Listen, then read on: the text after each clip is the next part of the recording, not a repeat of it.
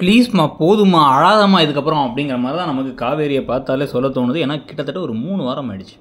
3 வாரமாக வந்து தேம்பி அழுதுகிட்டு இருந்து என் கணவர் என்னோட இருப்பாரா மாட்டாரா, ஆனால் நான் வந்து வெண்ணிலாவை கூட்டம் நிறுத்துவேங்கிற மாதிரி ஏதாச்சும் முட்டாள்தனமான வேலைகள்லாம் செஞ்சுட்டு இருந்தாங்க. ஸோ இப்போ இதற்கெல்லாம் சேர்த்து வச்சு ஒரு நல்லது நடக்கிறதுக்கான வாய்ப்புகள் நல்லாவே தெரிய ஆரம்பிக்குது.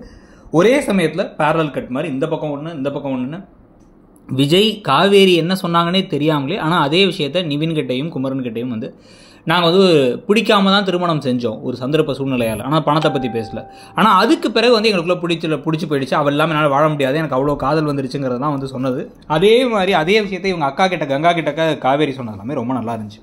இதை ஒரு மாதிரி பார்த்தே ஷாக் ஆகிறது யார் அப்படின்னு வந்து பார்த்தீங்கன்னா அது நிவின் தான். ஏன்னா நிவின் வந்து நம்ம கையிலேருந்து காவேரியை பறிச்சுக்கிட்டார் விஜய் தான் நினச்சாங்க. ஆனால் பேச விஜய் காவேரி 2 பேருமே அவ்வளோ காதல் வச்சுருக்காங்க ஒருத்தர் மேலே ஒருத்தர்.